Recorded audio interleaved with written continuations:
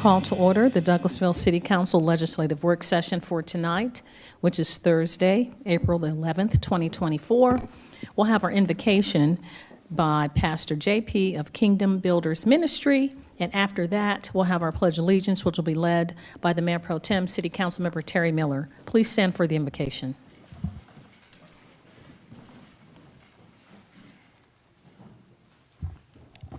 Good evening, everyone. Our scripture for tonight is Ecclesiastes chapter number 3, verse number 1, where the Bible says, "To everything there is a season and a time, to every purpose under the heaven," as Douglasville continue to prepare for the change that is coming. Let us pray. Father, in the name of Jesus, Lord, we thank you, God, for this moment, God, to continue to discuss the building of our community. God, we thank you for the changes and the vision that has been strategized right now, God. We ask you, God, that you will bless the vision as we continue to move forward, that your people may embrace the changes that is coming forth right now, God, that we may move forward the way that you have designed and orchestrated for our lives. In the name of Lord Jesus Christ, we pray. Everyone say amen. Amen. Pledge allegiance to the flag of the United States of America and to the republic for which it stands, one nation, under God, indivisible, with liberty and justice for all. Thank you so much, Mr. Mayor Pro Tem, for leading us in the pledge, and we appreciate Pastor JP, the invocation, and Habakkuk, write the vision, make it plain, so men and women can see it and run. So thank you so much. I'd like to welcome you to the Douglasville City Council meeting. My name is Rochelle Robinson. I'm mayor of the city of Douglasville. This is a council meeting where business that we'll discuss tonight will not be voted on. It's just going to be presented, and official action will be taken on the items discussed tonight next Monday at our 6 o'clock meeting. If the business you're here for is not listed as an agenda item, there will be ample time under the agenda items, comment from citizens and delegates for you to discuss your business. I'll go over a few protocol issues, and then we'll get into the meat of the meeting. I'd ask you, please keep your comments and presentations on a professional level, dealing with the facts that are important for this governing body to make our decisions. We will not accept personal attacks on any individual or group of individuals. You will receive a warning from the chair. If you deviate from that warning and again continue to have a personal attack on a person or individual with your words, we will discontinue the conversation by turning your microphone off. Only one person speaking at a time. Please do not applaud or react to speakers. Speak from the audience, cheer, or carry on a conversation when you're at the microphone. We ask that you would please just direct all of your comments and concerns to the committee chairperson when you're addressing myself and council members. I'll remind you that we're only required to accept public comments during the required public hearings of the meetings. And when we do have a public hearing, there is a format for a maximum of 20 minutes for those in favor of the item and 20 minutes for those in opposition, and each person has 5 minutes to speak. So when you come to the microphone, the agenda items will be handled this way. If you come to the microphone, address the committee chairperson, give your name and address for the record, and then you have 5 minutes to talk to us. Prior to coming to the podium, there are speaker cards outside. There are blue cards on the desk. We ask that you pick one of those cards out, pick one of those cards up, fill it out, and then hand it to our city clerk, Ms. Vicki Acker, to my right. She and I are twins tonight with black and white pattern blazers on. So if you would give the information to her and then come to the microphone, the podium, and give us your name and address for the record, we would really greatly appreciate that. Each person has one opportunity to speak. This is not a question and answer format or a debate. We are here just to hear the information, deliberate, make our decisions for next Monday as we vote on those items that will be discussed this evening. If you have anything that's printed or that you would like to give to us, any documentations, please give that to Ms. Acker, our city clerk. She'll make copies and disseminate that information to myself and council members for our meeting on Monday. If you have a cell phone or electronic device, we ask that you would please put those in silent mode or turn those off, any iPads and all of that, until the meeting is over so they will not be disruptive. Okay, so the committees, the council member will be held following the agenda, and each committee chairperson will cover their agenda item. And so you can either pick up a paper copy outside on the desk and/or you can follow us on the screen. So now we will get back to the meeting that is printed on for the agenda. So we're down to item number 5, which is Economic Development Committee. That's chaired by Councilmember Mayor Pro Tem, City Councilmember Terry Miller. Thank you, Madam Mayor. We have no business on. Thank you, Madam Mayor. We have no business under the Economic Development Committee at this time. Thank you so much, Mr. Mayor Pro Tem. We'll move on then to the next committee agenda item, which is Finance Committee. That's chaired by Councilmember Chris Watts. Thank you, Madam Mayor. You're We welcome. have 2 items tonight. Yes, sir. Item A, adopt an ordinance to amend the City of Douglasville's fiscal year 2023-2024 general fund budget, and Ms. Heather Campbell will present to us tonight. Hi, good evening, Madam Mayor and Council. Heather Campbell, Good Accounting evening. Manager, 6695 Church Street. This will be the second general fund budget amendment for FY24. During FY24, a few events happened that required budget amendments. The first portion is personnel.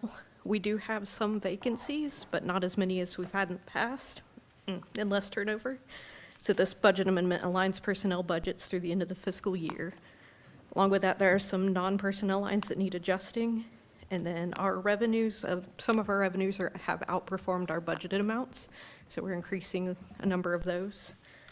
And after all the transactions net together, the contingency line will be increased by $1.5 million. A portion of the budget amendment is also for West Pines Golf Course. So I'm going to have Chris Cartwright come up and speak to those. Okay. Good evening again, Mayor and Council. Good evening. Chris Cartwright, 9090 Rose Avenue, Douglasville, Georgia. So Finance Department and myself, we've been working on this budget amendment since about January. And as I mentioned at the 5 o'clock meeting, we had done about $860,000 of revenue for the first half of the fiscal year.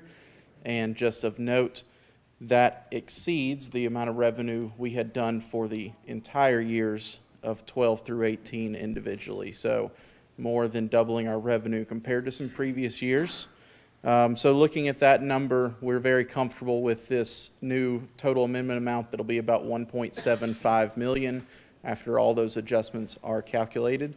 We will be using some of that money so that it's balanced for some expense lines, and the largest item there will be in site improvements to make sure that we get that driving range renovation done that we've talked about for a couple of years. So if you guys have any questions about any of these specific adjustments, just let me know. Just so the public knows, we discussed this in our committee meetings prior to this meeting. But if anyone has a question or a comment, yes, Madam Mayor, I'm sorry. Thank you so much, Mr. Chairman.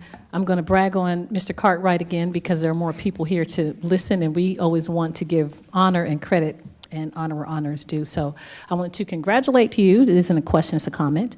To congratulate you over at West Pines. You were nominated for Golf Professional of the Year for the state of Georgia, as well as Merchandiser of the Year at West Pines. And so we're very proud of you. And you are also going to, it's someplace in California. Texas. It's in Texas. Yes, Frisco. So it It sounds like San California. Francisco, Yeah. but it's Frisco, Texas, Yes, ma'am. where you are playing, that you're going to be in the Golf Channel. So if you can explain that to our viewing audience. It'll be myself and Matt. They're, both of us from West Pines are going. Six golf pros from Georgia will go, and there's probably only about 3 or 4 in the country that have multiple golf pros from the same course. So we're very honored that 2 of us have qualified to go. But it is the PGA Professional Championship, where it brings the top PGA pros from around the country, and finishing top 20 in that tournament gets you into the PGA Championship, which is the second major of the year after the Masters. Okay. Well, we're very proud of you, and we wish you the best. We're going to be watching to see, like, quiet at home, like we're right there on the greens when you come to on the screen. So we're really excited and proud of you going to represent the state of Georgia, and we wish you the best. And congratulations for all the things you're doing at West Pine. So Thank you very much. if the council doesn't mind, again, if we give Mr. Cartwright a hand for all the wonderful things he's doing. Thank you. That's all I had, Mr. Chairman. Thank you. Yes, ma'am. Any other comments or questions?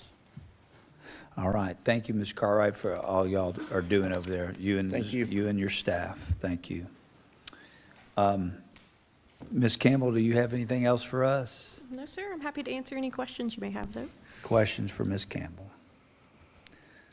Okay, and the revenue, the extra revenue goes into the contingency? Yes, sir.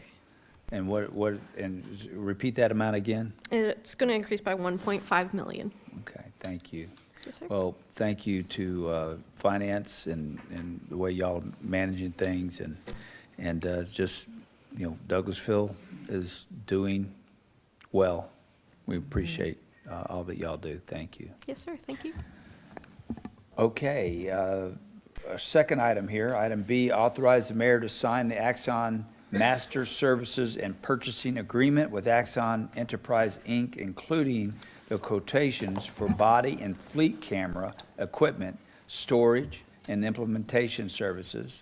The proposals will be paid annually for 5 years, starting with an upfront payment of $630,864.36. And Captain Mark Edwards and Chief Sparks will fill us in on the details.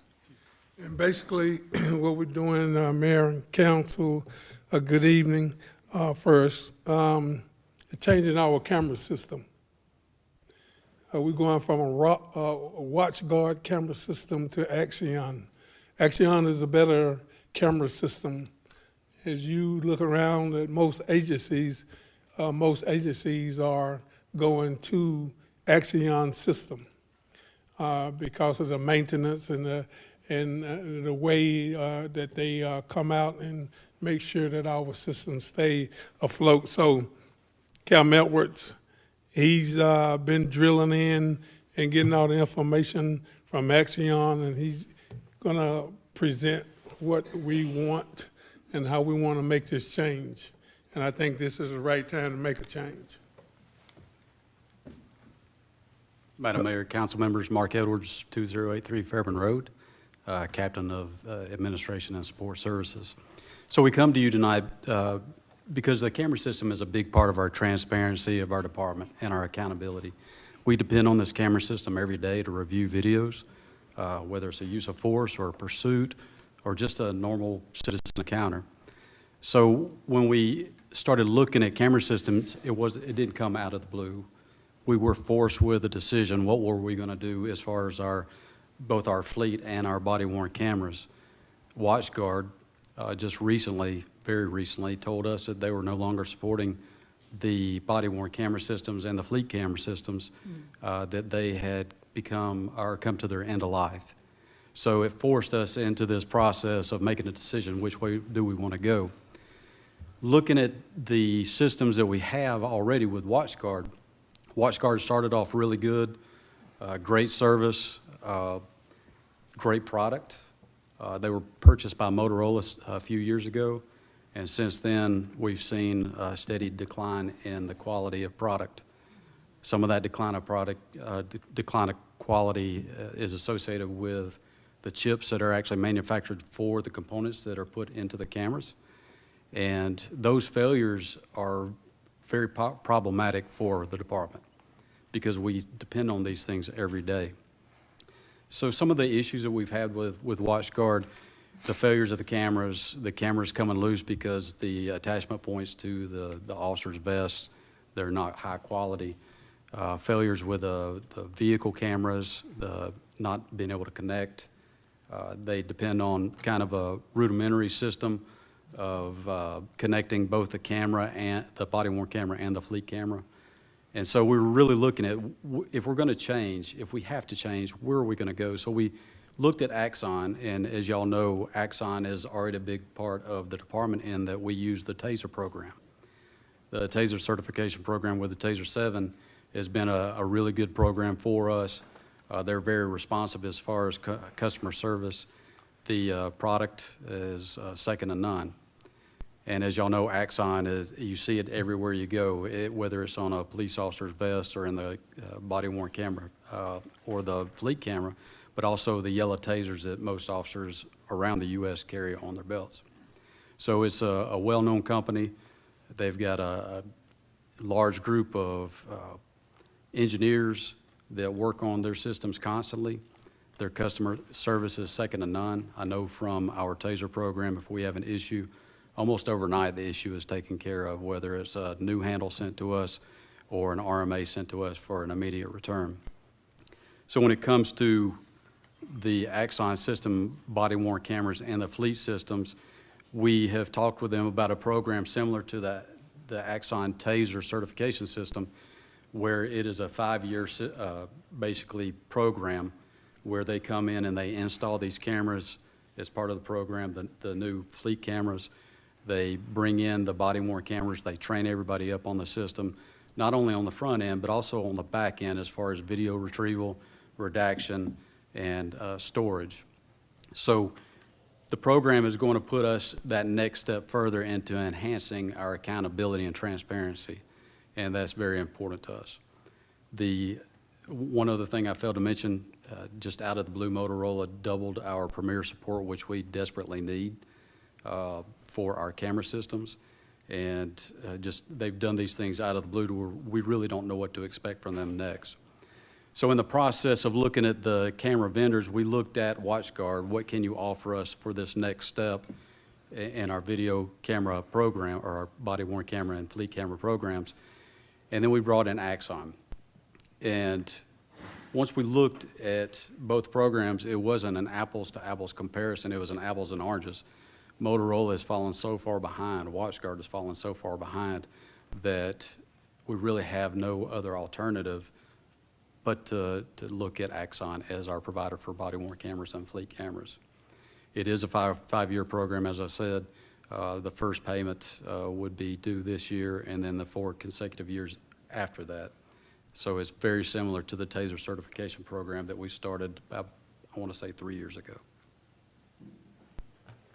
I just have one question, and then I'll hand it off to everybody else that wants to ask questions. Captain, on page 2, it shows average savings per year with a total savings. What is that related to? How are we saving here? So there's 2 proposals there, one's for fleet, one's for body.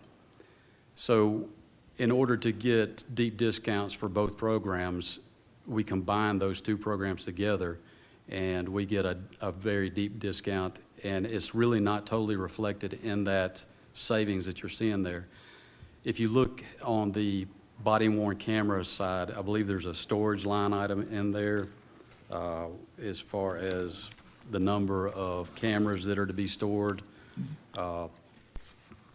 That has to do with our existing WatchGuard system, because in this transition, we can't just let those videos go that we already have under WatchGuard. So there's a pricing in there, and I don't see it right off bat. There's a pricing in there that's quite extensive. It's pretty big number there. That discount is also reflected in them zeroing out that line item for the storage of the WatchGuard videos. And that storage is really important to us. It's not that they're going to take all of this data and put it away and we're going to have to hunt and search for it. They're also going to move over the metadata that goes along with the video. So the search of videos for litigation or court cases will be a lot easier to handle. That's excellent. Well, thank you for your presentation. Anyone have any yes, Mayor Pro Tem? Thank you, Mr. Chair. I had a quick question. Is it accurate that, is it the body cams or the dash cams or both that are linked to the sirens in the cars? Is that true? So this is I'm glad you brought that up. There's a couple of things that with this system, this new system, that's going to really enhance us, our operations. When it comes to Axon, this is an integrated system. It integrates with the cars. They are activated automatically. One of the things with WatchGuard is we couldn't depend on the body-worn camera to link up with the fleet camera, and when the blue lights come on, the body-worn camera doesn't come on. So hunting and searching for videos that aren't there when a situation comes up and we go back to review what happened. So this system actually works off of proximity sensors rather than switches. And the Axon system basically is a lot more reliable than the existing WatchGuard system. I've mentioned integrated systems. This also integrates into Fusus, which we'll be able to not only see video from these officers' cameras, but we'll also be able to see videos from officers' cameras as they're on an incident. We'll be able to live stream what's going on at the time. So if we're in a control center, the FUSA Center will be able to see what's going on that body-worn camera. That's great, that's awesome. But really, especially like the feature that it takes the pressure off of the officer to have to remember to turn it on each time. And it can never be held against them. It should work that way with WatchGuard, but it hasn't 100%, and we need 100%. When you look at WatchGuard, our first round of body-worn cameras, we had only a 5% failure rate. With the second batch that came through in 2021, we've had a 100% failure rate. Wow. So it's very significant, and like I said, it's hard to look back and view these incidents when the video is either not there or is corrupted.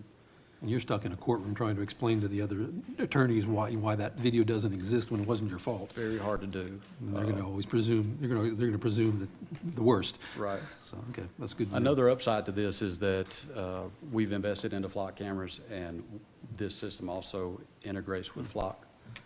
I anticipate a further deeper integration with flock here within the year. It's good. Okay, thank you. Thank you, Mr. Chair. Madam Mayor, did you have something? I did, I had a quick question. I'm not certain, I know it may just be totally not connected to each other. With these are the body cams and the cars, I mean, the police vehicles and all of that. What about the universal command center where we had the cameras and citizens can opt into having like the Ring cameras connected to the police department? Does this have anything, is this a separate entity? FUSA's is kind of the axis of all that. So Okay. we'll be able to see it in a real-time crime center, but the citizens' cameras will also be able to see in that real-time FUSA's crime center. So it is somewhat related, but the citizens won't be able to link up with what our officers are doing. Of That course, won't be we don't possible. want them to, I knew that the chief was the initiative to have citizens and even businesses and other entities that wanted to connect to our command center with all the cameras from all over the city. That was an initiative, and I wasn't certain if this was the same company or if that was a sidebar issue. But of course, they shouldn't be able to do the body cams and stuff. It is the same company. Axon has actually purchased FUSA's. Oh, So, okay. It is. That's why we want to go with Exxon. They purchase and everything. I think it's the local company. Oh, good. So, you know, We have been dealing with Axon for years. Mm-hmm. They are an upstanding company, have had very few issues with the Axon products. Very good. Just need to Well, make thank sure you. Motorola doesn't buy them. Sir? We just need to make sure Motorola doesn't buy them. Thank you. That's all I had, Mr. Chairman. Thank you. Yes, Chief. ma'am. Yes, Councilwoman Burdanley. Yes, thank you, Chairman.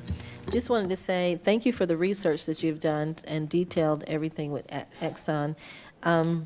For our police department, it's all or none. I'm glad that you presented this because every day you all put your lives on the line for the citizens, and whatever we can do to make sure you have the best of the best is what we need to look at. So these are body cams, and I also wanted to make sure that as you were doing this, that we have the appropriate cameras throughout the city that can match up to make, are we at that point, or?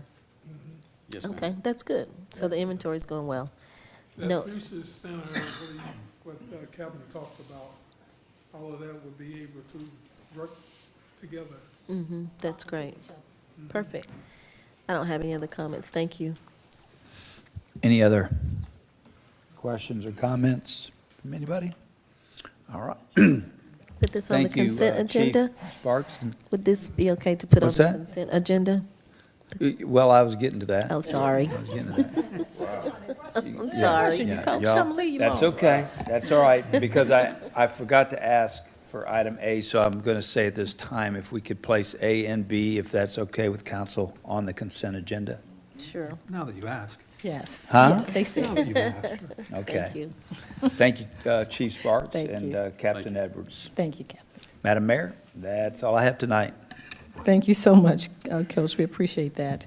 We'll move on then to the next committee, which is Housing and Community Affairs Committee. That's chaired by Councilmember Howard Estes. Thank you, Madam Mayor. We You're have welcome. one item to discuss this evening, Yes, sir. to authorize the mayor to sign the local government approval on behalf of the city of Douglasville in order to meet the Georgia Department of Community Affairs requirement for consideration of a grant request from Share House, Inc. for emergency shelter funding and assistance. And we have Ms. Teresa Smith to explain this to us. I'd be glad to. Good evening, Madam Mayor and council members. Share House would like to make application for for Department of Community Affairs Emergency Shelter Grant. And one of their requirements is that we must make the local government aware that we would like to make that application. And in the process of doing that, we also need your permission, written permission, by the mayor signing the local government approval for that.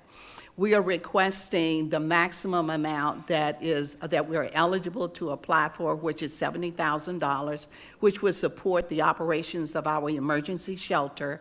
And this year, we're also going to request about $10,000 for the HMIS system, because there is a lot of data input that we are required to do that takes away from the time of our staff in the shelter.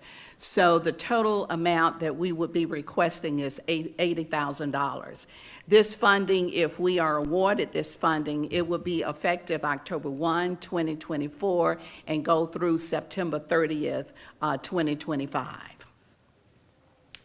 Very good. Thank you very much. First of all, I just want to point out for the record that this is not a request for city funding. This is just getting the city council and mayor's approval for Share House to apply for the funding. Does anybody on council have any questions or comments? Madam Mayor? No, sir. Anybody else? Yeah. Councilman Yes, Estes, Coach. I just want to say thank you to Share House for y'all's work in this Thank area. you. Thank you. Thank you. Yes. And that goes for all of us. Yes. Thank you. I have a question. Okay. Ms. Smith, how long have you been with the Share House? Believe it or not, in another month, it'll be 19 years. Wow, that is Yeah. wonderful. I just wanted to say thank you. I wish that you could apply for more and more. There's not even enough money that can fund what you do and your staff. We Thank agree you. with that. Yes, ma'am. I'm sure you do. Yes. But we definitely do appreciate everything that you do for our community. It's Well, thank incredible you. work, and we appreciate it very much. Thank you. Anybody else?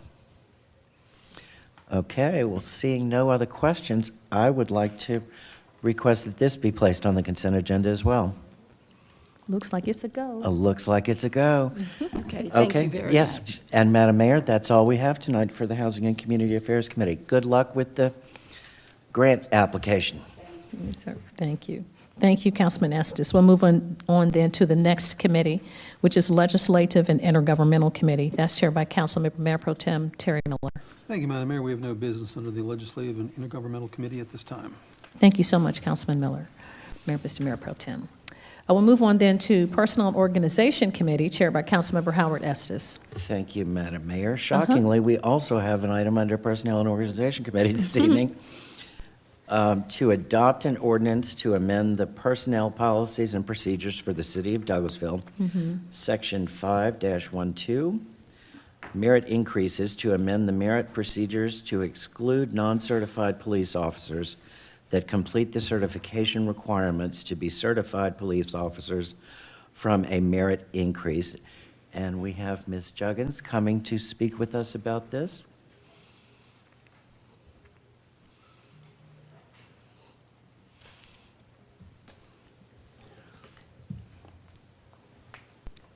Good evening, Mayor and Council. Good evening. Jamel Juggins, HR Manager, 6695 Church Street. I'm here today to present information on the proposed changes to the city's current merit policy.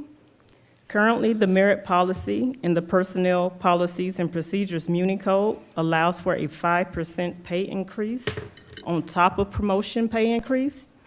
This policy has resulted in pay compression within the police department, specifically in the patrol unit. This proposed ordinance removes merit eligibility for non-certified officers that are promoted to a certified officer after completing the police academy. I would like to yield to Chief Sparks if he has any additional information or input. We agree with that because we were seeing a lot of our officers getting out of the academy, they were getting a promotion. So they didn't get no promotion.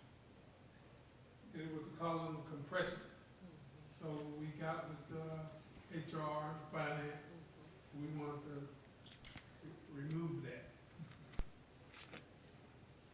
Because some want to get out of the academy and they get 5%, and you got guys already working. Okay. Anybody have any questions for Ms. Juggen or Chief Sparks? Chief, I do have a question, because, I was in the Federal Law Enforcement Training Center, and once you got out of the academy, you did receive something. So will they receive anything for their certification? I know they have to put their time in and do longevity and be on the job, and you don't want to have officers that's been in patrol for years and someone just come out of the academy and make more. Do they receive anything after their certification as a incentive? They get certified, certification thing. Okay, so they do get certification pay? Yes, sir. That's just a one-time thing, or it's just, yeah, okay, so as long as they receive, because it's hard to get certified, you have to go through all the police training, so that's good, I understand. We're going up to 20 weeks in Georgia, so we have to pay more money. Oh, my gosh. And we incur that cost. Yes. Exactly. Yeah, mine was only 12 weeks, so that's a long time. So basically, these officers, if they get certified within that 12-month period, they are still qualified for the merit increase at the end of 12 months. They're just not going to get it early just because they got certification. Because the point is to get certified, to be a certified officer. Yes, sir. All right, thank you, that's all I had. Okay, anybody else have any questions or comments? Okay, seeing none, I would like to ask that this be placed on the consent agenda as well. Thank you, Ms. Juggins, and thank you, Chief. Madam Mayor, that is all we have for Personnel and Organization Committee this evening. Thank you so much, Councilman Estes, and to our chief and HR department. We appreciate that. We'll move on then to item number 10, which is Planning and Development Committee. That's chaired by Councilmember Nicole Miller. Thank you, Madam Mayor. You're welcome. We do have a couple of items this evening, a handful, actually. Before I read this first one off, though, Ms. Jordan, if I could verify, do I need to read this one off, the item A? Okay. So then item A is tabled from March 8th, 2024, and that was to hold a public hearing, consider a request for variance from section 4.08 of the Unified, if only I could read today, Unified Development Ordinance to reduce the minimum rear setback from 50 feet to 40 feet, and a variance to allow the canopy accessory structure to be placed at 30 feet in the front yard setback on Veterans Memorial Highway in Land Lot 744, District 18, Section 2, Parcel ID 074418200013 and 074418200018. Application by Mickey Kapoor, and Miss Marissa Jackson is down here, but I know we're not actually taking any action on this item. And then it's my understanding that we've actually broken this item up to become two, and that is going to be our B and C. That is correct. Okay. So with that being said, can we just move on to item B then? Madam Chairman, I did have a Yes, ma'am. concern. So for the item as it reads in our agenda, in our iPad, and on paper, it says March 18th, but in the body of the memorandum, that's dated March 14th, it says March 8th, and you actually said March 8th, which is the correct date. So the 18th, I'm not certain if it's supposed to be the 18th or the 8th, but I would think it's the 8th since the date for the, coming from Community Development Director is the 14th. So we need to correct All right. the verbiage on the agenda. The meeting where this was tabled was March 18th.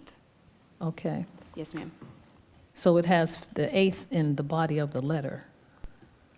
On the, Would That may have been some sort of typo. okay.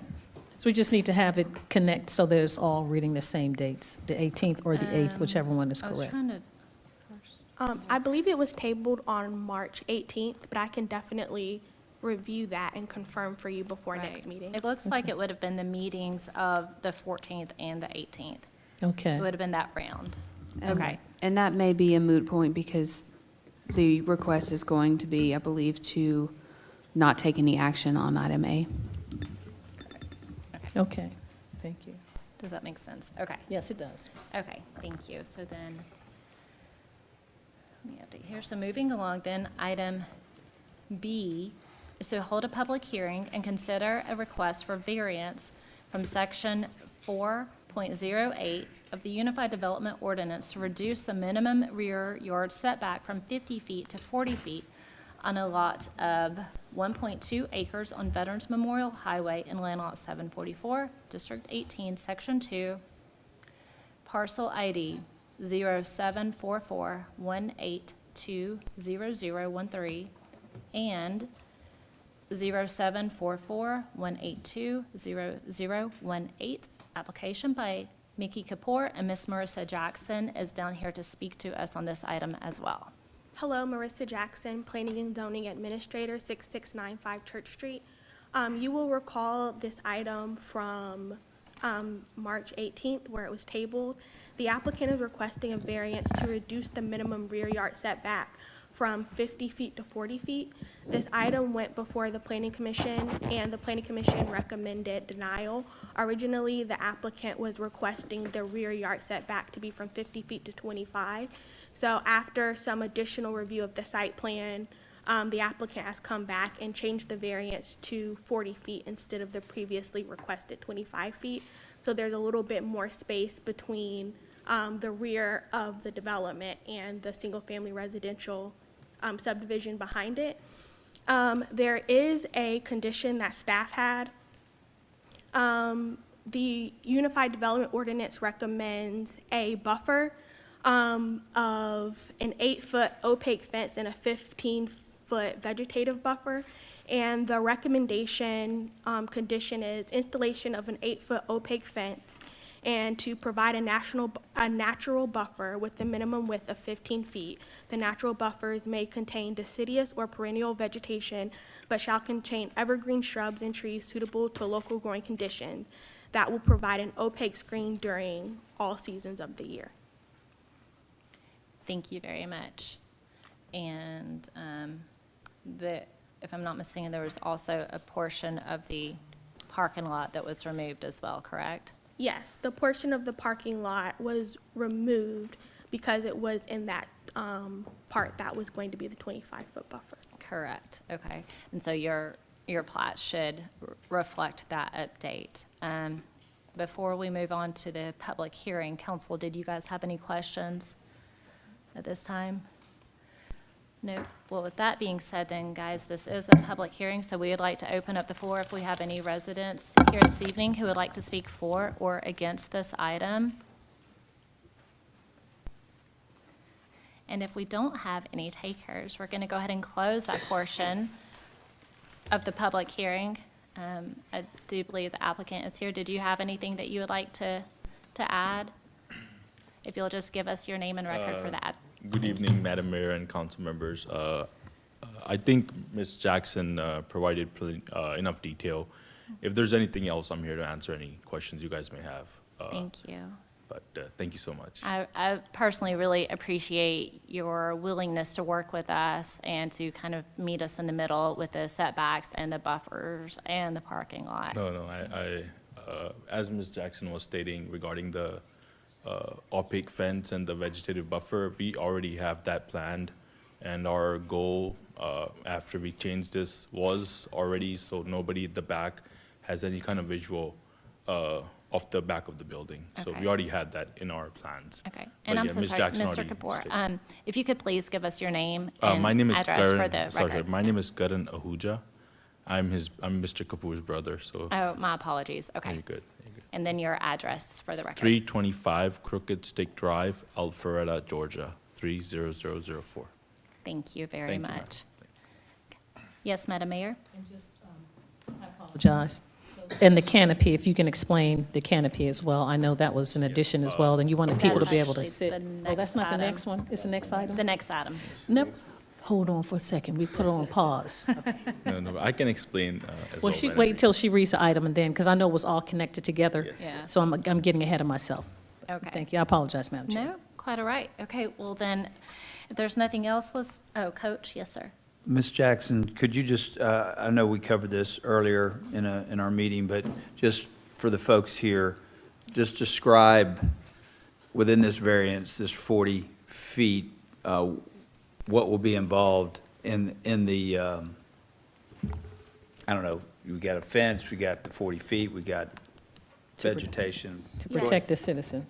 Huh? To protect the citizens with a Right. barrier. Good, but just go ahead and, Yes, so the minimum setback is going to be 40 feet. The 15-foot buffer is within the 40 feet setback, and then the opaque fence goes at the end of that in between the property line.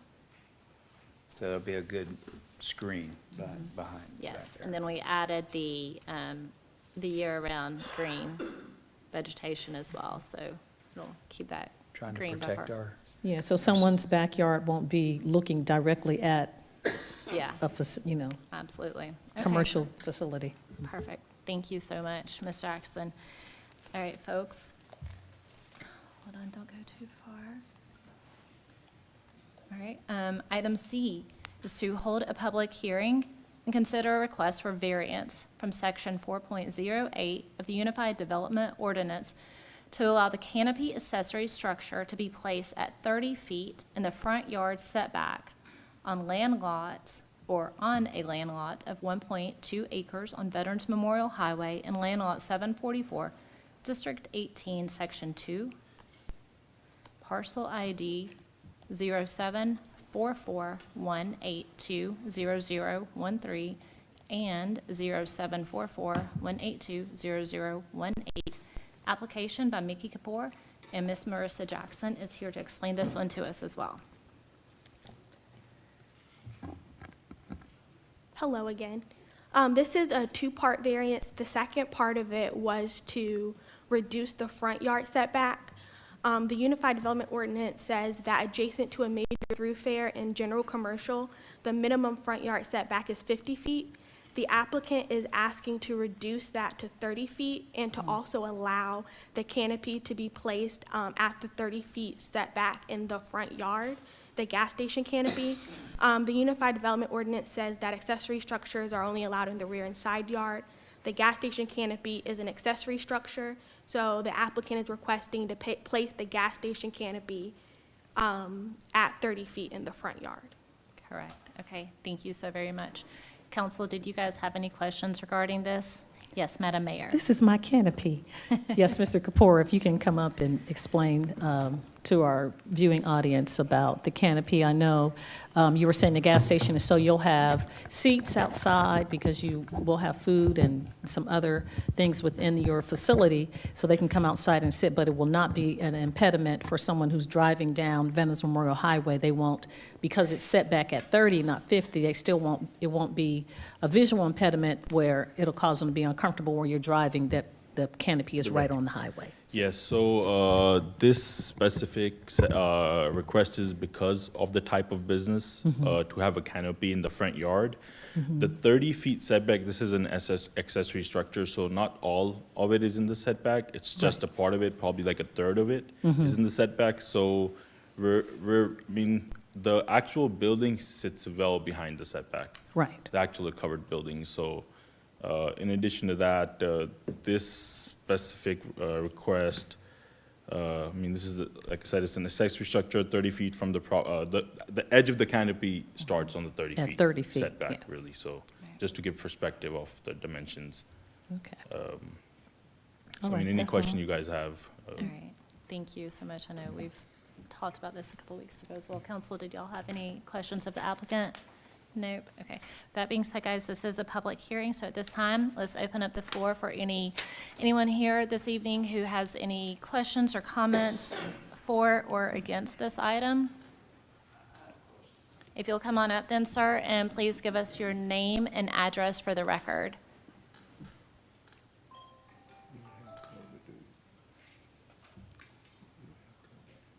Marvin Davis, 7915 Alpha Way, Douglasville, Georgia, 30134. My question is, on the previous one, you say we was going to put an 8-foot wall behind the facility to block the residents, but then you're going to put a 30-foot canopy up with lights. I'm trying to figure out how is that going to keep it dark in that neighborhood? And plus, you're asking for all this other stuff that's not So standard. The just to build a canopy is gas that station. portion that goes over the gas pumps? I understand that. Okay, But it also has lights. right, but then you'll have a building between that. But we're talking about 8 feet and 30 feet. Right, like but then that. you have a building between that, and the building will be, I don't know, I would think probably, It's okay. I can answer this question. So I think that the way that the Unified Development Ordinance is designed with the fencing and the visual screen is that the fencing and the buffer is designed so that it's at eye level. And so if we're standing at either the home or the rear of the gas station, it's designed so that we can't see through to either one if we're in front of them. It wasn't necessarily designed to prevent light pollution. okay, got you. Thank you for that. And I'm sorry, if you, yep, thank you. You already gave us your name. I'm gonna say Just the to public. answer to that as well, 30 feet is not the height, it is a setback of the canopy, and the canopy lights are facing down, and they're not trying to impede, because, you know, we have vehicles going through, so we cannot put the light either side, we only can put the light down towards yeah, and of course, like you said, there's a building between the canopy and actually, the accessory structure in code is behind or like, it's not supposed to be in the front yard, so that actually helps us, avoid light in the back. Right, So. okay. Coach, did you have a question? Mr. Kapoor, the last time you were here, and maybe again, you could describe, you're not just going to sell gas. Just tell us real briefly about your business plan. What you, So we have worked on this almost a year now. It's more than a year. We are opening up. We have around 2 decades of experience between the 3 brothers that run and operate these franchise. We last year started working on a franchise model to be able to build a chain of stores. So this, I'm not sure exactly, will be 4th or the 5th location. From what we're looking at, it's going to be called Teddy's Market. This is going to be a very nice looking store. I think the renderings it's going to be pretty close to the rendering itself. The store itself, I mean, we do everything in terms of bean to coffee, all the high-end products. And I mean, it's not, high-end doesn't mean expensive. High-end just means the service is there, cleanliness, we have restrooms. Our main focus is both neighborhood and the commercial traffic, so we're not just trying to get one part.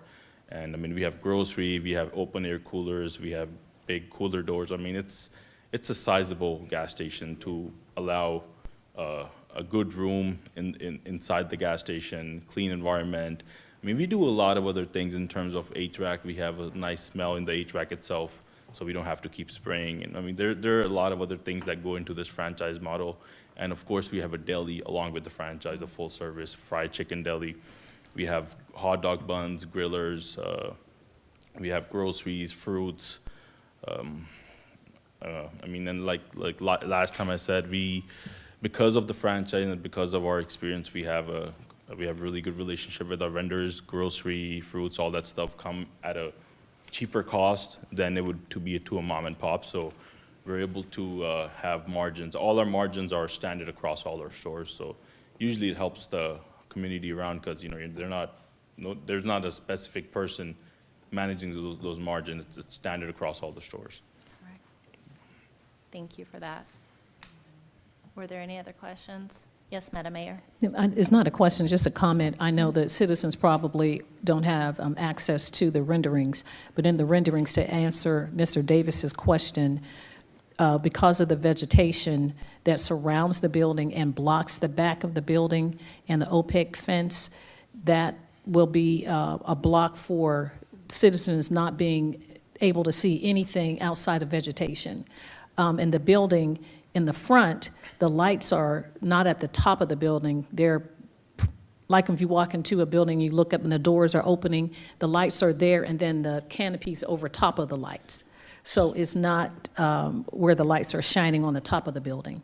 So I don't think that citizens will be able, lights won't be in somebody's backyard from the So, building. The just- sconces, thank you. That's the proper term. There's an architectural term right there. Just adding to that comment, I think our lighting is aesthetical. It's not to brighten it up like crazy. It's just for nice aesthetics and enough light for people to move around when it gets a little dark. And like Madam Mayor said, it's under the canopy. Yes. Under the canopy, light just shine down on the pumps itself.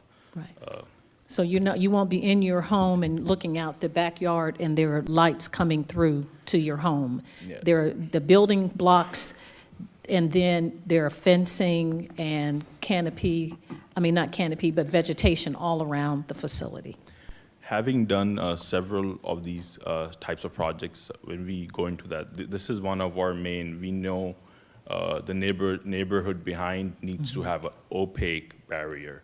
So we always, it's a given, and even if we don't specify it like we have today, even if it's not specified in the hearing, for us, it's important.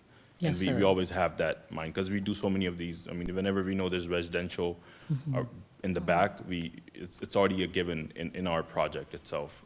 The way we develop and build it They up, develop. it's going to be opaque, the vegetative fence. Sometimes we increase the vegetative fence from 15 to 20 feet if we feel it's not opaque enough.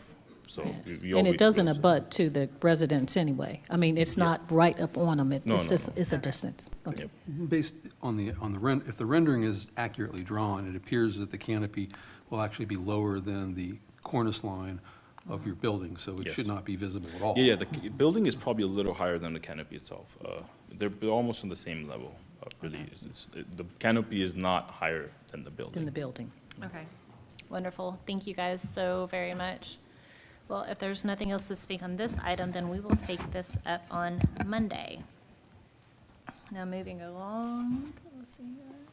Item D, and that is to hold a public hearing and consider a request to amend Exhibit C of Ordinance 2021-56 to amend Condition 14 regarding camera systems throughout the community to require instead vehicular tag reader system to be installed at the entrance to the development for 13.83 acres on Van Sant Road and Land Lot 902, District 18, Section 2, parcel ID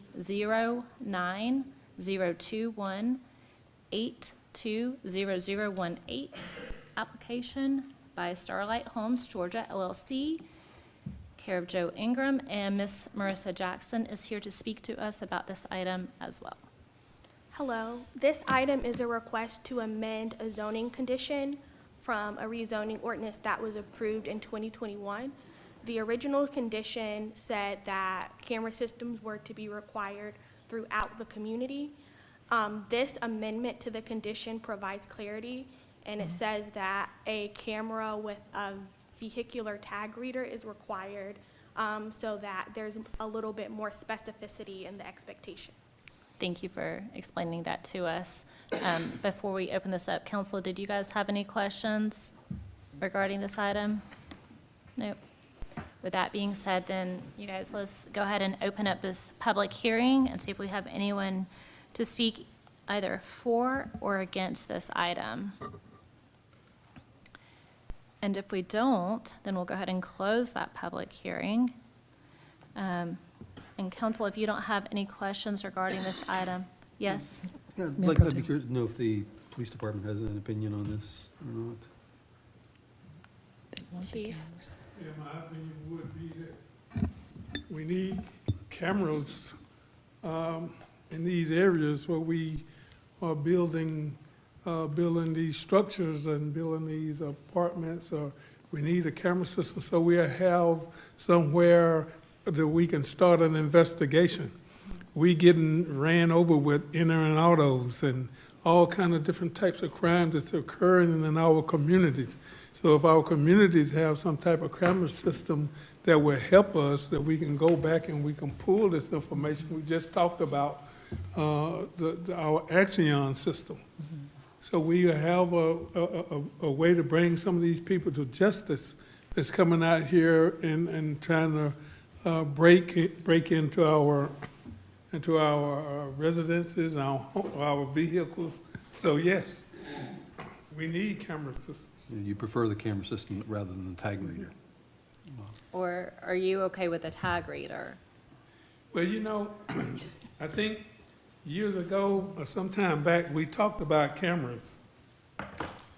And, you know, you take somebody that's walking, going to take the trash out. They get robbed or whatever. See, that tag reader is not gonna pick that up. But if you got cameras in there, it picks it up. And I think that's where we're gonna have to make a decision, that in as many as apartment complexes we getting out here, you need some cameras, not just tag readers. Because one helps the other. You see what I'm saying? We You want know, cameras so too. One implements and helps the other system. It's a dual system. So when people come out here and they start driving around and looking, seeing whether they can rob and all these kind of things, they see these cameras. Okay. I know, but it's, so we're taking baby steps, Chief. We want cameras too, but the Yeah. incremental in between is the tag readers, because cities are starting, or developers are starting to sue cities with the cameras, because they're saying that isn't an option. And I don't know if legal wants to talk, or we don't have an opinion on it, because we haven't been challenged yet. But that's why we're taking incremental steps, because they're saying it's not their constitutional right to put those cameras at those subdivisions. And you're making developers do that. I don't know if the GMA Well, thing. actually, that's a good question. See if legal has an opinion on that as well. A couple of municipalities and counties have enacted ordinances concerning commercial businesses to DeKalb County. Now, it's my understanding they have recently repealed that. And I'm unaware of any local government that's trying to require these in residential properties. I'm unaware of that. There hasn't been a definitive ruling by the Supreme Court either. We could be making law. That's usually expensive. Well, no. Okay, guys.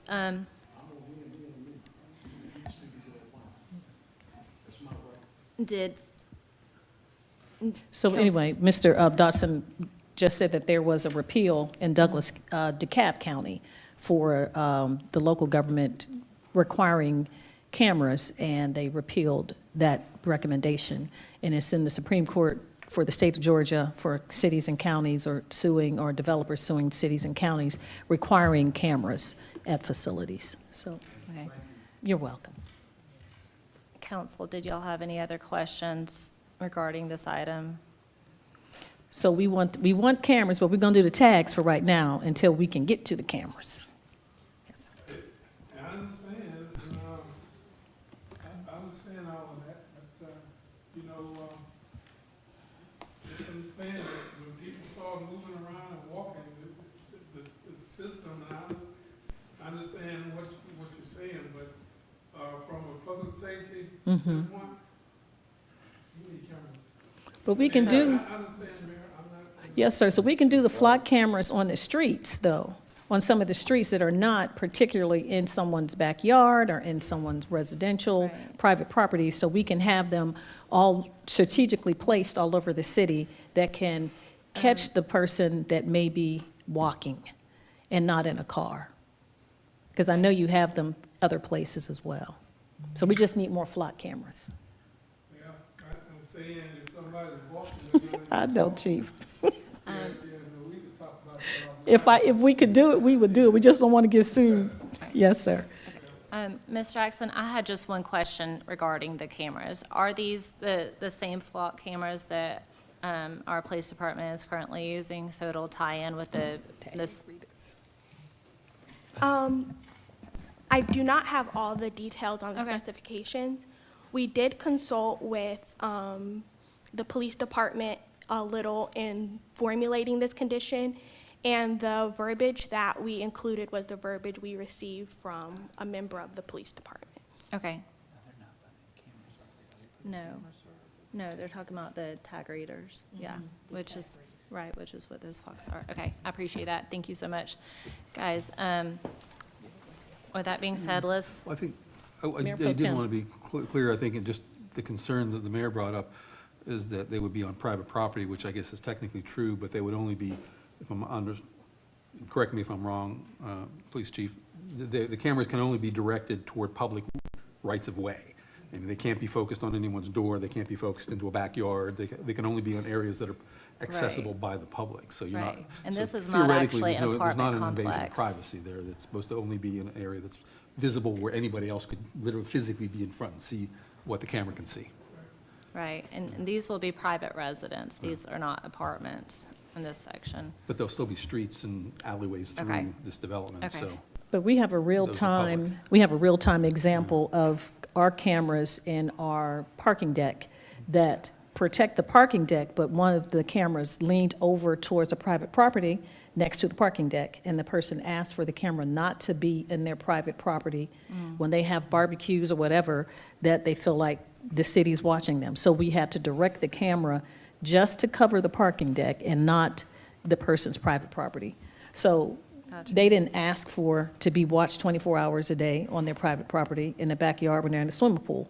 So that's the concern, that you don't want to impede on people's private property. Right. But the general property, for the safety of everyone, of course, we want that.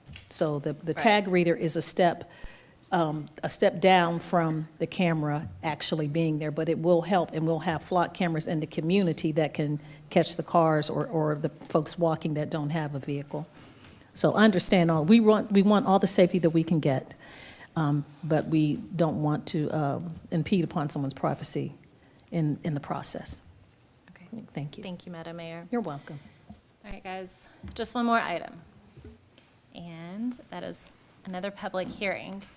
To consider a request for variance from section 4.08 of the Unified Development Ordinance to reduce the minimum front yard setback from 50 feet to 10 feet, and a variance to allow the canopy accessory structure to be placed in the front yard setback on land lot of 1.486 acres at 9320 The Landing Drive, and land lot 23, District 1, Section 5, parcel ID 0023 015 0117.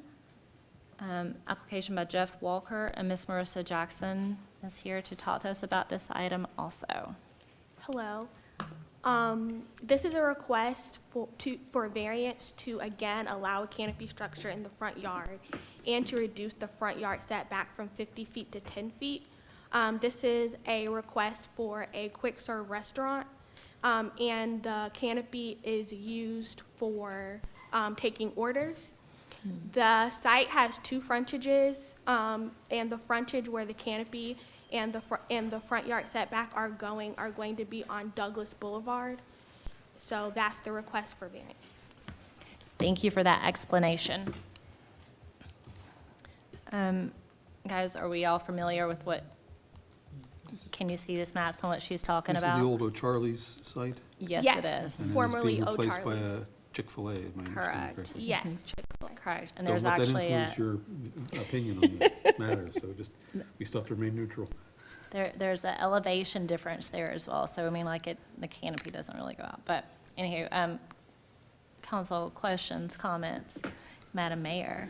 Yes, yes, ma'am. And I know this is part of Chick-fil-A's model to have canopies when they have an outside building, the ones that are not like in a mall, but if they have a standalone building, the canopies are on Highway 5 and Stewart's Mill, as well as Doris Road and Fairburn, that they're, when you walk up to the facility, it's a canopy there. So it will be the same type of, it's part of the Chick-fil-A's model. So I know it's an accessory that we normally don't have, but it's part of how their Chick-fil-A's are built. Correct, And- but and there's the also. you can come and talk to us as There's well. also a whole other buffer, like, and is, I believe, in our ordinance that we just do not allow the canopy on those main frontage roads, but because of where this building is, there's not an option. An option, yes, yes, ma'am. Good evening. Hi, if you'll My name just is give us, Jeff Walker. I'm the applicant. I'm with Chick-fil-A. I work for can you give Foresight us Group. your address as I'm well, sorry. please? 3740 Da Vinci Court, Peachtree Corners, Georgia. Yes, sir. And this is the canopy over our order menus. To be honest with you, most of the time, these canopies are used for our people to get out of the heat and get out of the rain, because most of the time orders are taken on iPads at the Chick-fil-A's. Really during the peak hours of lunch and dinner, they're on iPads, and our staff are out there. So this is just that canopy, the main building. The canopy at the drive-through are all within the building setbacks, existing setbacks. It is just this accessory canopy. And I'm here to answer any questions that you may have or you may need about the project. Thank you so much for that. Coach? I just, real quick clarification, Ms. Jackson told us earlier that the same variance was needed for the drive-through only Chick-fil-A on Fairburn Road. Is that correct? Okay. Yes.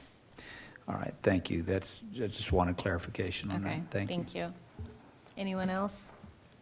Okay, with that being said, guys, this is a public hearing, so let's go ahead and open that up. If we have anyone here who would like to speak for or against this item, if you'll please come on down and give us your name and address for the record. Ms. Welsh, you got to come on down and give us your name and address for the record, please. All right, I can give them your address. I think I know it now.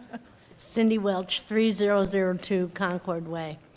I just have a question. Is the 10 feet going to be from Douglas Boulevard or from the road that comes off of Douglas Boulevard? Because if it's only 10 feet from Douglas Boulevard, you're in trouble. Because we don't get to see a site plan. Oh, you don't see it? No, it would be very nice if that would happen. Well, someday maybe our technology will be there, but until then. That was going to be my question tonight. Please. Can I try first? Yeah, go ahead. Excuse me. So it's going to be 10 feet from the property line. Douglas Boulevard has some right-of-way adjacent to it. So based on the site plan, it's 10 feet from the property line. Additionally, the site plan is included in the attachments, and I'm happy to show you if you'd like. Well, we don't get to see it here. But, so it is the Douglas Boulevard side? Yes, ma'am. 10 feet? From the property line. Well, I understand. Don't, Ms. Welch, if you can address your concerns to the chairperson, please. We'll have a conversation with the applicant. Right, okay. Well, thank you, guys.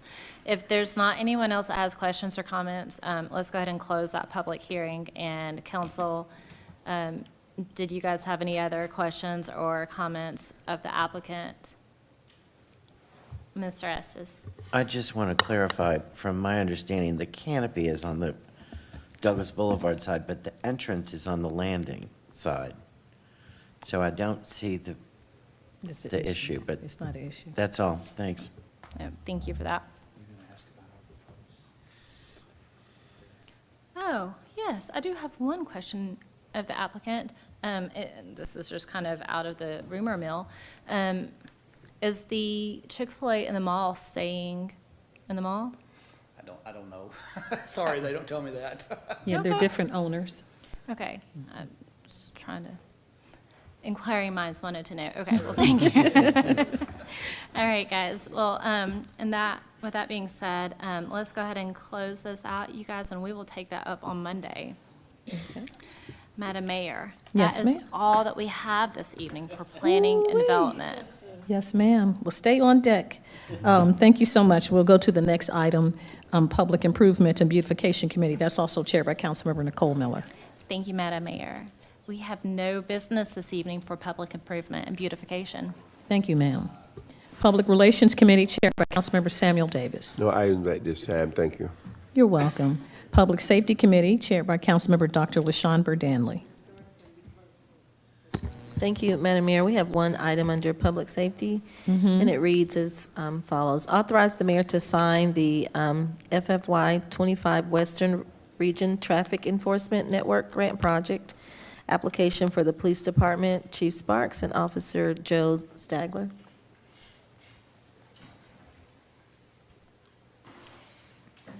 I'd like to say, Officer Joe Stagger, how long you been the regional director? This will be 4 years. Wow. Regional director Wow. of the West Regional Traffic Enforcement Network. And he's been doing an outstanding job. And, you know, it's great for our department to have him to take this on as the governor's office of the highway safety. So he's gonna come and present what he want, this application. So I think we do it every year, right? Yes, sir. Evening, Madam Mayor. Good evening. Council members. Like the chief alluded to, this will be the 4th application for a state grant through the Governor's Office of Highway Safety. Every year, they seem to get just a little bit bigger. This year, we're asking for approval for $28,423 and some change. The grant funds are non-matched by the city. Everything is reimbursed to the city through the grant, and that covers travel for me to attend different conferences to bring back information, latest trends for safety, traffic safety, accident investigation, pedestrian safety, which is a big concern as of late, across the state, not just in the city. Right. Every month, we do throughout my region, I coordinate 8 different counties, 32 different police agencies, eight county sheriff's offices, 1 college, and numerous sections of GSP. Wow. We hold a meeting somewhere within those 8 counties. We get all of the agencies involved. We do road checks for safety of drivers, impaired drivers, distracted drivers. And just as of late, at the end of last month, over a 16-hour period in Coweta County, we had over 957 contacts with drivers, more than 750 tickets for distracted driving, seatbelts, DUIs, speeding, all along the 85 corridor. So we hope to continue that trend throughout my 8 counties and Douglasville as well. If there's any questions, I'll be more than happy to answer. Wow. Sounds like we shouldn't drive in Coweta County. Just drive legally. Just dial label it. I'm thinking Thank about all those you. dangerous drivers out there. I don't want to be around. Thank you, Officer Stagger. And it's so awesome for 4 years with all that you're doing. I tell you, you definitely deserve Thank you. more than a hand clap and a standing ovation. Chief Sparks, thank you so much for growing the department, not only just being a police officer, but being a leader, not just in the city, but in this entire region. If there are no comments or questions from our, yes, Madam Mayor, I'm sorry. I did. Oh, no problem. Thank you, Yes, Madam ma'am. Chairman. Thank you, Officer Stagger. We appreciate you being our representative to the governor's office and representing those 8 counties. I'm on the Transportation, Air, and Quality Committee for Atlanta Regional Commission, so I know that pedestrian accidents and distracted driving and all that has really become something that is, hopefully we can get a handle in the state of Georgia. But I don't know if you all know anything else about the state troopers and I-20 and all of that. Is that still going to be locally mandated? Can we still do it locally, or is it going to the state troopers? I know there's some kind of bill Are that's. you referencing the radar bill? Yes, sir, the radar bill. Yes. We can still, according to that bill, we can still use laser devices Okay. to manage speed. So from what I've seen through the governor's office, it's just strictly mentioned as radar. It's radar. Which So the can majority we of do the our office- accidents? I'm sorry? Can we do the accidents on I-20? Yes, ma'am. Okay, so it didn't go any further than that recommendation? Correct. Okay. From what I've understood. That's good, that's good. Well, thank you so much. Yes, ma'am. Thank you, Madam Chair, that's all I had. And can we give Officer Staggert a hand for what he's doing for us Absolutely. representing? Yes, absolutely. Thank you. Absolutely. Thank you, Madam Mayor. You're welcome. So if there aren't any other, are there any other comments or questions from our mayor and council? If not, I'd like to place this on the consent agenda, Madam Mayor. Looks like it's good to go. All right. All No other right, items. thank you. Thank you, Madam Chairman. We'll move on then to item 14, which is Recreation, Culture, and Tourism Committee. That's chaired by Councilmember Chris Watts. Thank you, Madam Mayor. You're welcome. We have one item tonight, to adopt a resolution in support of the installation of a Blue Star marker at Hunter Park, and our Mr. Bass will explain this. Okay, Yes, sir. Good evening, Madam Mayor good evening. and members of council. Chris Bass, 8830 Gurley Road, Parks and Recreation Director. We are seeking approval to install a Blue Star marker at Hunter Memorial Park and the Honor Garden, where that resides, where the Airplane Memorial sits. We've received a request from the Dogwood District to sponsor the Blue Star Memorial in cooperation with the the Garden Club of Georgia. There's an example of what that Blue Star marker looks like in your attachments. Since the inception of the program, the Blue Star Memorial Marker Program, in 1944, which was set to honor the men and women of our armed forces, garden clubs throughout the United States have installed and dedicated over 3,500 markers, and Georgia has around 175. The Dogwood District, the Garden Club of Georgia will purchase the Blue Star marker and arrange for delivery. It takes about 3 to 5 months for the process to be completed. It's a heavy piece of metal, so it takes some time to build. And the Parks and Recreation Department will handle installation and the routine maintenance once the marker is installed. With your approval, once we get it installed, we do plan to have a dedication ceremony. Fingers crossed that this can be around a special holiday in November with the installation, so that we can invite all of our elected and appointed officials out to celebrate along with the representatives from the Dogwood District. So that is all that I have. We do have in the audience with us several members of the Dogwood District. If you all can raise your hand. Thank you. Y'all go ahead and stand up, please. And this is the group that will be purchasing, y'all will be purchasing this? Yes, sir. That's great. That's great. It looks good. Along with the Garden Club of Georgia. Yes, sir. The Garden Club of Georgia. So they've been great. We are honored that they identified Hunter Memorial Park for the Blue Star Memorial, because it means a lot that we do honor our veterans. So this aligns perfectly with what we have going on in the park. So I'm happy to answer any questions that I can answer. However, if I can't answer any questions, I'll yield to these lovely ladies to help us out. Anyone? Yes, ma'am. Madam Mayor. The first question, Mr. Chairman and Director Bass, is where would it be located at Hunter Park? Is it going to be near the Airplane Museum, or? Absolutely. So we've identified some locations. I'm gonna get with Mr. Thompson. We'll get a study done first to make sure with the digging that we don't hit any wires or anything like that, irrigation. But we have identified 3 potential spots, and they all are centered around the Airplane Memorial.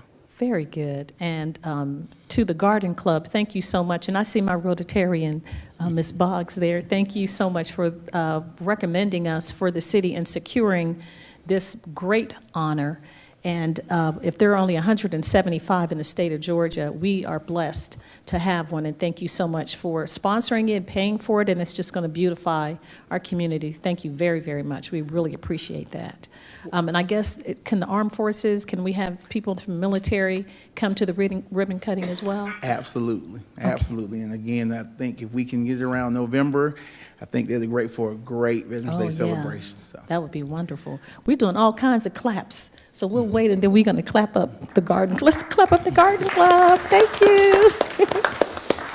Mr. Chairman. Would one of you ladies want to represent the group and just speak to us briefly about your work, or come on down to the podium and give us your name and address for the record, and then tell us real quick. Is it a Kanaska or the? I'm Kathy Henry. Yes, ma'am. I live in Douglas County, but I have a daughter that lives here in Douglasville, and I think all of our residents in Douglas County enjoy Hunter Park as well. Yes, I'm a member of Amakanasta Garden Club. Nancy Berry and Nell Boggs are with me. They're president and the next president of our group.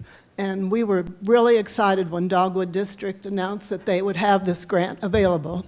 The Blue Star marker itself is almost $3,000, including the installation of it. Wow. And we have talked for several years about having one brought to Douglas County. But when Dogwood District announced it, we jumped on the bandwagon and we made sure we got our application in. And we were very pleased. So we hope that you will approve it too. Yes. Thank you. Yes, ma'am. Thank you. Thank you all for what you're doing and your donation. Anybody have any questions for Mr. Bass or comments? Madam Mayor? I apologize, I'm being a chatterbox. Thank you, Ms. Henry. We appreciate everything that you have done, and it's good to see you. Please tell your daughter we said hello. Oh, hi, Ms. Henry. I'm missing the media specialist. I need a book. I don't recognize you without a book. So, but it's good to see you. I know she's been at North Douglas for many years, taught all three of our children, and everyone loves to read, and she's part of the reason why. So thank you so much. Thank you, Mr. Chairman. Yes, ma'am. If there are no other comments, Mr. Bass, do you have anything else for us? No, sir. All right, I'd like to place this on the consent agenda for Monday. All right, thank you. Thank you, ladies, and thank you, Mr. Bass, Madam Mayor. That's all I had tonight under Recreation, Culture, and Tourism. Thank you so much, Mr. Chairman. We'll move on then to Technology Committee, chaired by Councilmember Elena Hudson. Thank you, Madam Mayor. We have no business under the Technology Committee this evening. Thank you, ma'am. Our last committee, Transportation Committee, chaired by Councilmember Dr. LaShawn Burdanley. Thank you, Madam Mayor. We have one item tonight. Yes, ma'am. It's authorize the mayor to sign letters in support of funding requests to the Atlanta Regional Commission for the Highway 5 corridor improvements, Fairburn Road corridor improvements, Old Dallas Highway corridor improvements, and the North Side Trail project. Mr. Thompson.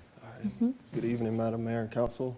Marcus Thompson, City Engineer, 6695 Church Street. All right, so the item before you this evening is basically to seek your support for some of the transportation projects, basically to improve our infrastructure and quality of life for our residents. The projects require endorsement for submission to the Atlanta Regional Commission's Transportation Improvement Program, also known as the TIP, as a prerequisite for accessing federal and state transportation funding. So our proposals will include the Old Dallas Highway corridor improvements. This project is already placed on the TIP. However, there will be some modifications needed for this project for our right-of-way acquisitions phase. So I just want to go ahead and get you guys support for me to see if we can seek additional funding to support that phase for the project. Next up, we have the State Route 5 corridor improvements. It's basically just a rough estimated $10 million initiative to widen the corridor to address congestion and enhance safety and traffic flow. There are so many grant opportunities that I see come across my inbox every day, and I can't really take advantage right now because this project is not on the TIP. So if I can get this project on the TIP list, I can begin to seek that funding. So that's why I'm trying to get that one implemented on that list. Next up, we have the Douglasville Northside Trail project. It's basically roughly around $5.76 million to create a recreation trail promoting connectivity and community health. So staff has been in the process coordinating with each other to see where and how we can start implementing this project. We have some locations in mind, And I just want to go ahead and try to add this project on that list so that we could take advantage of the opportunities out there so we can go ahead and start seeing some improvements and getting this one initiated. For example, looking to, if I can receive funding for this project, looking to improve J.D. Simpson Avenue. That could be like the gateway into where we're trying to implement this trail. Also, it'll allow us to go ahead and take advantage of trying to get the Georgia Power easement constructed in a way where we can get the trailhead started as well. And last but not least, we have the Fairburn Road Corridor Improvements Project. For this one, I'm just trying to, right now we have local funding allocated for this project. I'm just trying to maximize funding opportunities. The aim is basically to federalize the local funds for this project. So basically your support through these endorsement letters to the ARC basically will signify that these projects are not merely just plans for us, that they are priorities for our community. And it would position us to leverage basically funding opportunities, aligning with broader regional planning efforts. So are there any questions or concerns? Thank you, Mr. Thompson. Just wanted to say thank you so much for being ahead of the game, because with TIP and with our mayor sitting on ARC, it's really great. And we can't have, there's never enough funding for transportation. And of course, the city, we would not have enough funding just in our budget alone.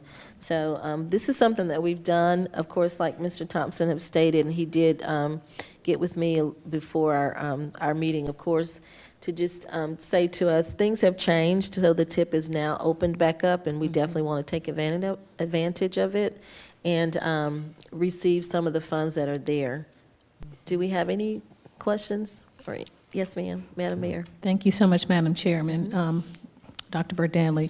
So, Engineer Thompson, I know, when is the date, the suspense date? Is it October? It's not that long, or August or something? Oh, sorry, I couldn't hear you. The suspense date to put the projects in for TIP? Oh, it's May 6th. May 6th, okay. Ooh. So for number 2, with the state, is that Highway 5, or you just a Bright Star Connector in Stewart's Mill? I thought the TIP had something with Bright Star already in it for Highway 5. It does not? No, ma'am. The only projects we have on that list now are the Fairburn Road Corridor Improvements in Dallas Highway. The old Dallas Highway. The bridge is not on there? The Highway 5 bridge? No, ma'am. That's what needs to be on there, connecting to I-20. Okay, so we can look at that one. And then number 3, and you have the addendums for A and B. So bike and pedestrian, would that be part of willing workers for the North Side Trail? Yes, so we're looking to basically create some type of connectivity where we're implementing what we have now at Willing Workers Park and to tie into that Georgia Power easement. Okay. Yeah, so just create like some type of trailhead in that area, basically. Because there is a trail now, but it's kind of, and a coach has walked it before. Small, Yeah, it's kind of small, but so this would expand the trail That's and then correct. have accessibility for bike as well, not just walking pedestrian. And then it'll be our first step to initiating that overall North Side Trail plan that we adopted. Yes, sir. And then the last one, the supplemental one for federal funding, for Fairburn Road, I thought we had some renderings, and there was already something where it's like an island, and then we would push everything out, like where the Kroger and everything on Fairburn Road is already. That's correct. So we have federal funding for the preliminary engineering phase. However, we don't have it for the right-of-way and utility phase. We just have like a local funding. So I'm trying to see if I can federalize those local funds for those phases. And that would help us with definitely for right-of-way, if we had some more resources to expedite the program. Yes, ma'am. Because I still see the renderings in my brain, like, let's hurry up and get it done and push all that out and have really nice coming off of I-20 onto Fairburn Road. All right. Thank you so much. Thank you, Madam Chairman. Yes, ma'am. I also wanted to mention, and you're absolutely correct, Mr. Thompson, in regards to where James D. Simpson is, that cul-de-sac right there. A while back, we had talked about that being an area where individuals could walk. It used to be where you could drive, and now it's closed. So the connectivity from Jesse Davis to Willing Workers to downtown to Hunter Park, not Hunter Park, but the library and on to the golf course, just is great to start that. So getting federal funds opens the door up for just the flow of funds, even more than what we have just statewide. Be good. All right, those are good questions, Madam Mayor. Any other questions? If not, I'd like to place this on the consent agenda as well. Looks like it go. I'm sorry, do I see, if you want to come up and speak, you can come up and speak at the mic, give your name and address we're going to have comments at the end for our citizens, and then you can come up at that time. Yes. All right, anything Because this is else? not a public hearing item, but you can certainly bring up any Definitely. concerns after doing citizens and delegates' comments. Okay. All right.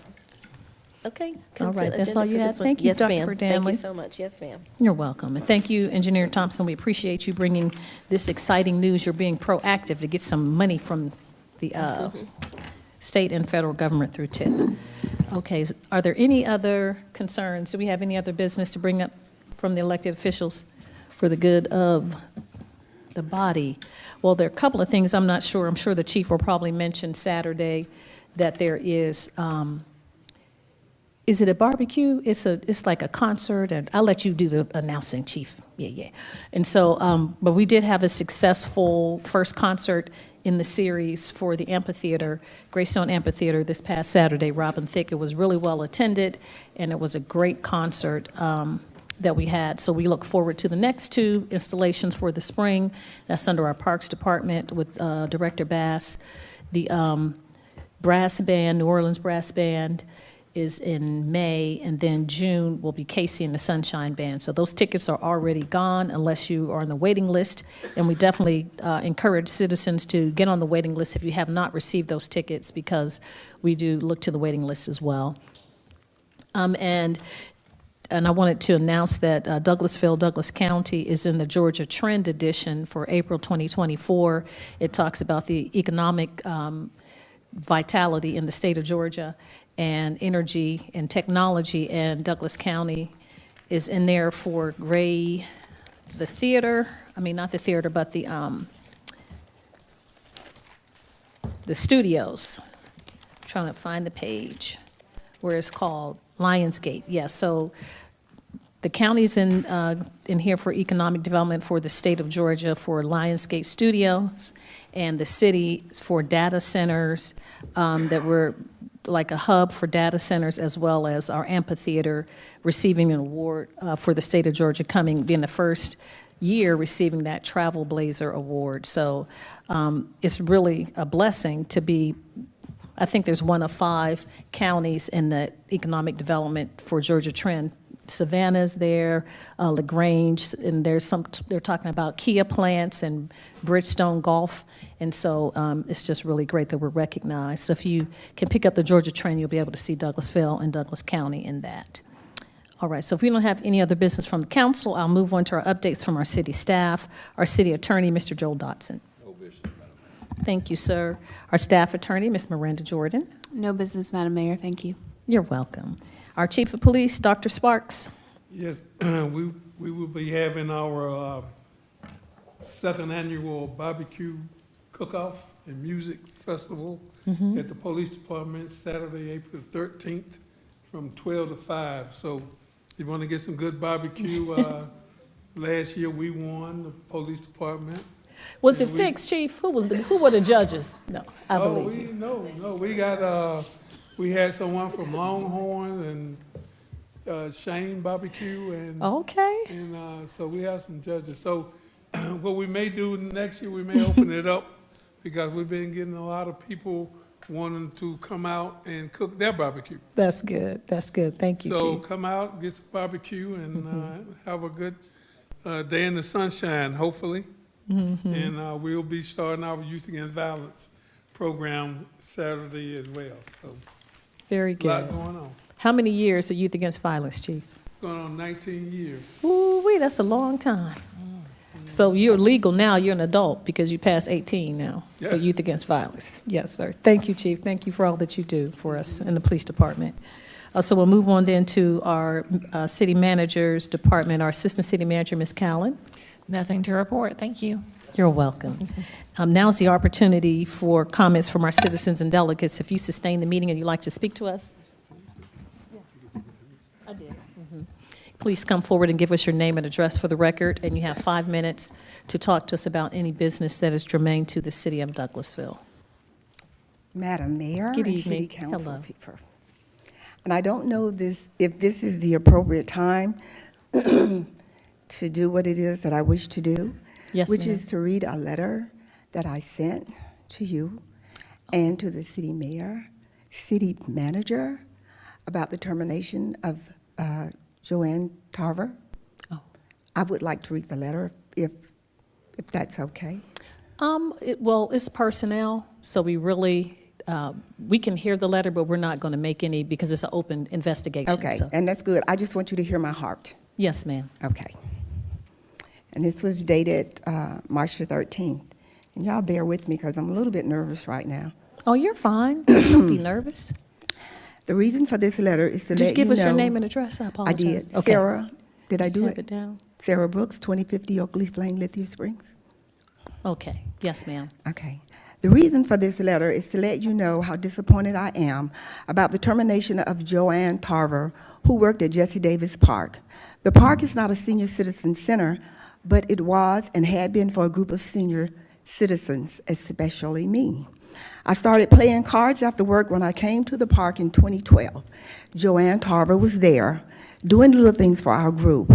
Those little things grew and grew, and our appreciation and love for Joanne took on a new meaning: family, community. Eventually, I joined Woody 5 Senior Citizen Center, but Jesse Davis was where the black people came together as a cohesive group. We celebrated each other, and no one had an agenda or other than to play cards and celebrate birthdays, sometimes the death of loved ones, and our members. Yes, Joanne was there. COVID came along and everything stopped, and things changed. When the restrictions were lifted, Joanne encouraged Willie Daniels, our dear friend and fellow senior, to call us back, excuse me, to play cards again. Joanne implemented and spearheaded activities for the seniors. Just in case you don't know about them or you're not aware, please be impressed.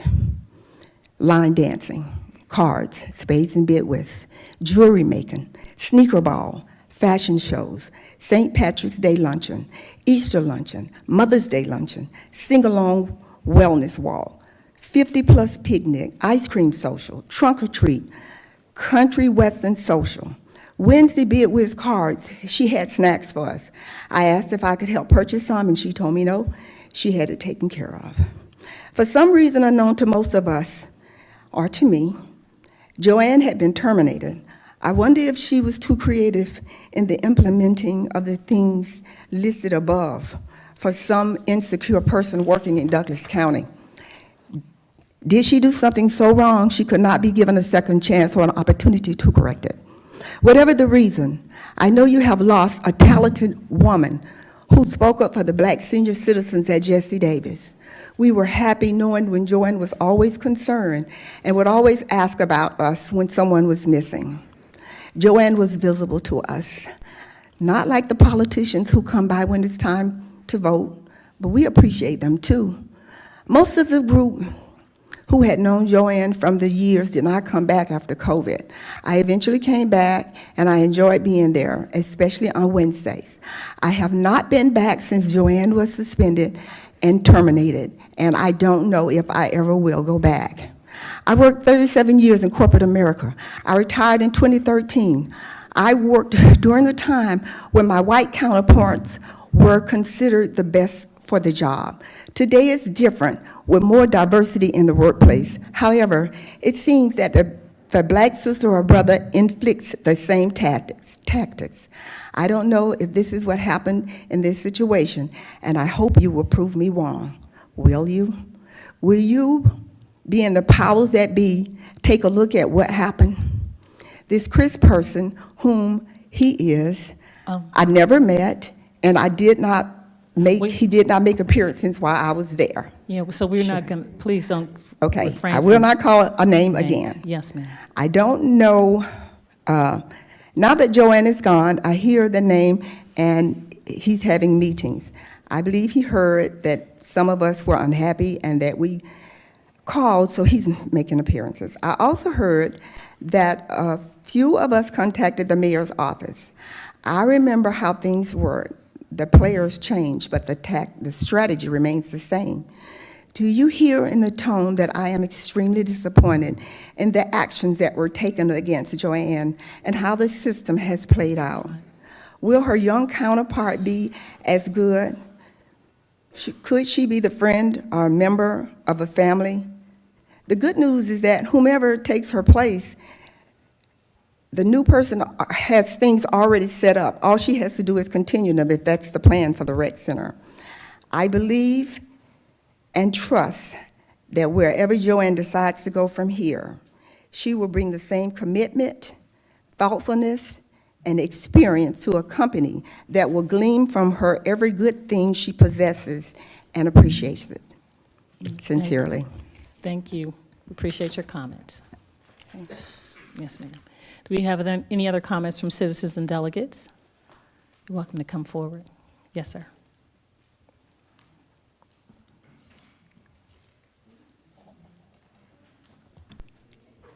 Marvin Davis, 7915 Alpha Way, Douglasville, Georgia, 30134. And Yes. this is specifically about the old Douglasville part. The other areas I don't really care about, be honest. What you're trying to do as far as put those roundabouts in, when they opened up 92, it's based off an old 5-year before. The traffic study that this company is using was done before 92 was opened, the new part. So when the new part was opened, traffic on old Dallas or old 92 dropped probably 75%, that much. Because I'm home every day, I'm retired, I don't hear much traffic except for the racing on, the new part. But however, I just want the city to do something for the north side that we want as citizens. Not make it a neighborhood. You're making it a place where we can escape to get over here to do commerce. We need a grocery store. That's what y'all should work on. Figure out a grant for that, where we can walk and get some food. I walk every day in this community, so I know all of that section very, very well. And then the question, how many of y'all have bikes that ride right here? Show of hands. We're not, From the city, from the members. it's not a debate, I just question want to and ask a answer. question. You said it's questions, right? No, I said comments from citizens Okay, and comments delegates. and questions, or no questions? No questions. Okay, Yeah. comments. I ride a bike over there, pretty regular. I'm getting ready to get started because it's getting warm enough now. You can't even get across 92. I'm 58, I walk pretty fast. But by the time I get to the third lane from the corner, it's already blinking on the countdown. We're building all of that stuff over there for that fast highway, but there's no way for the citizens to get over there safely. Which area are you speaking of, Mr. Davis?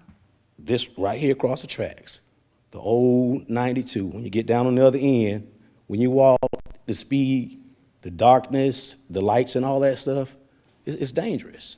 But you guys want to get a grant to spend money to make it pedestrian. It's just a waste of money, taxpayers' money. Police department got everything they want tonight. It's Christmas for them.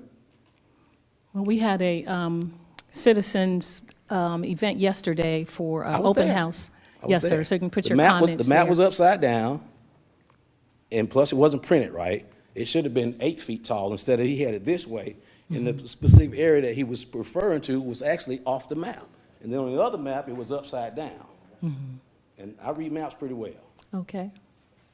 And it took me about 20 minutes to figure it out. So, because I can read a map, that's the military taught me that. So, if I'm confused, I know the average citizen had to be confused. We just need to get more information. We don't get that on the north side. You don't get the paper here, you don't get no information. I have to go to the library to read the paper. 2 o'clock every day because it doesn't get there till 2 o'clock. That's all. Thank you, Mr. Davis. Any other comments? My name is Kelvin Harris. Stay Yes, sir. 6637 Copper Court, Douglasville, Georgia, 30134. First of all, I want to say thank you, Mayor and council members. It's called transparent. I noticed a few minutes ago, Captain Edwards and Chief Dr. Spard go off transparent. That's what we need for the whole city of Douglasville. I'm in support of item number 24-108, 24-117, 24-120. When it comes to the safety of the citizens of Douglasville, money should never be an issue. Should never be an issue. It's safety that's come first. Honestly speaking, I love Douglasville. This is one of the safest states we got. But until we equip them with everything that they need, we can't complain. We can't complain. This chief had done everything he could do to make this city safe. And I'm holding you council members and mayor responsible. If we don't have the right tools and he don't have the right tools, he have an excellent set of officers, and he hold all of them accountable. My next issue is the project manager, Chris readout from yesterday. He was very unprofessional, very unprofessional. He got real offensive with the question that we asked about the data. He got very defensive about we giving him stats about 90% of the old Dallas highway is not being used. So we don't need a roundabout. He got very offensive. He made a quote that the city hired him. And I asked who was the city, because I didn't understand the interpretation of what he was giving us. I'm gonna say this, 90% of that traffic is gone. I read the whole inquiry that he got. We don't want no roundabout on the north side of town. I'm letting the council members know. This came up before. We have spoke about it before. And I think it's time that we do the right thing. All money ain't good money. All money is not good money. And that grant there is not good. You're gonna put a roundabout in front of a middle school? That's not acceptable. It's just not. If you read it, now they want to add sidewalk. We've been asking for sidewalk over 25 years. Now all of a sudden, they want to add some sidewalk 6 feet. Come on. Some of y'all take the time and drive over there and look. Mary, you stay over there, she know what I'm talking about.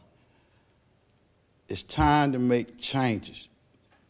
Great changes for the north side as well as any other side. I applaud y'all, but I'm also applaud you, Mayor, because last month you made a statement, and I took notice of it, that we had 3 lawsuits levied against the city.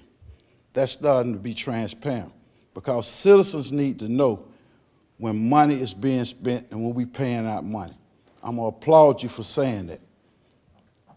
But I'm asking all of y'all, and I'm gonna hold every last one of y'all accountable for every decision that y'all make and every vote that y'all make on each side of the town. Respect my side just like you respect yours. I'm holding all of y'all accountable because I see certain members that got certain wards. When it fit their needs, you always attack. But it's on the opposite end, you sit back. Don't do it. Make the decision for the whole city of Douglasville, not just your ward. I'm watching, and I'm gonna hold you accountable. Thank you. Okay, thank you, Mr. Harris.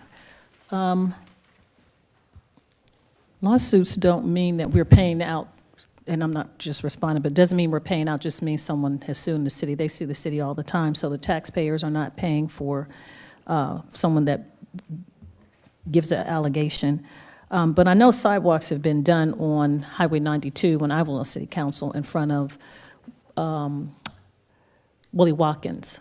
There weren't sidewalks there. So they've been put from 92, no, from Strickland all the way down Malone and that whole area. There weren't sidewalks, so there's sidewalks there now. And we're continuing to build sidewalks as well. Any other comments from citizens and delegates? No? Okay. We don't have any other business to come before city. I thought, well, you don't have an executive session? We done moved it? Okay, great. We don't have any other business, and this meeting is adjourned.